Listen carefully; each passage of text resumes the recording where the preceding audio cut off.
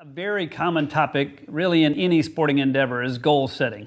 And I have a lot of parents ask me about that. I have a lot of amateurs ask me about that, knowing that they've heard that at the tour ranks of hey, goal setting is very important, but how do you actually go about it? And so how I break it down is what I find most people only think about their result goals. They want to win the club championship. They want to win the member guest. And that's great, but how are you going to achieve that is where you really need to get to. So I break down goal setting into 4 parts. And so really it starts with your result goals, because that's what motivates and drives you and is encouraging to you. So that is important, and I want to learn that from every student. But what I want underneath that is, okay, well, what stats are going to support that?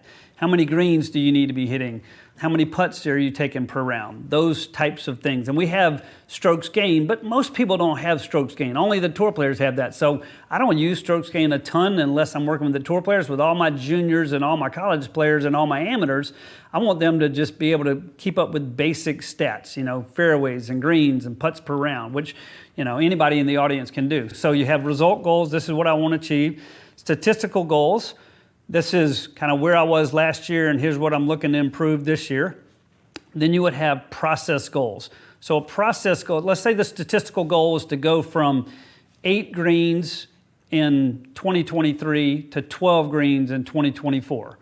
Well, the process is, how are you going to achieve that? How much are you going to practice your irons any given week? What are you going to do with your teacher to work on your tee ball? Do you need to do any club fitting? Like, what steps need to be taken to give you a realistic chance to change those stats from where you were to where you want to be?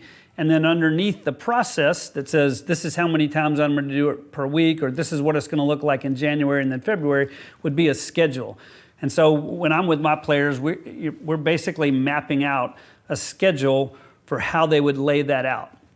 And some of them like to do that, like, hey, here's my basic schedule for when I'm at home, and here's my basic schedule for when I'm on the road. And then I have other players who, let's say it's a college player, and they finish in early November, and they're going to start again in February. They would map out potentially every day during that schedule and say, okay, this day's off, and this day's going to be a full day, and I'm going to put in 4 hours of practice, and I'm going to play 18 holes, and the next day is going to be a half day. So for most golfers that can't dedicate their life to it, whether that's in college or whether that's in high school or they're doing it for a living, is we need to be realistic with their time and how they're going to divvy that up. And most people, I would say, that I run into that are just your basic weekend kind of fun golfers but want to improve, they're devoting about 8 hours a week to their game, because they're playing on a Friday and a Sunday, or they're playing around Saturday, and then they're going to play some 9 holes one evening. So it's really being structured with how you're going to use that 8 hours. If you don't have 8 hours, that doesn't mean you can't improve.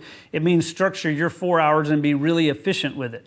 If you got 12 hours, hey, we got a little bit more time, and then you got to decide where you want to put that. I think one thing that amateurs don't really recognize, though, is that you can't just go play golf and improve your golf.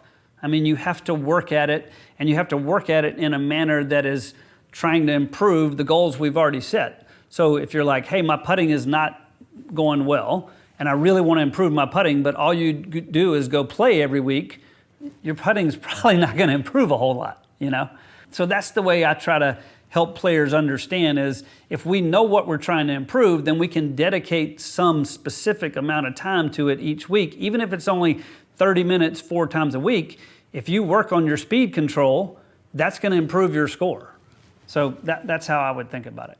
So that's how we would break it down, or at least how I would break it down, from result goals, stat goals that support that, the process, the core things that I'm going to need to do to change my stats, and then what that looks like on a schedule. If you can follow that, then you can really, one, know what you're trying to do, and you can evaluate it as you're going through that process.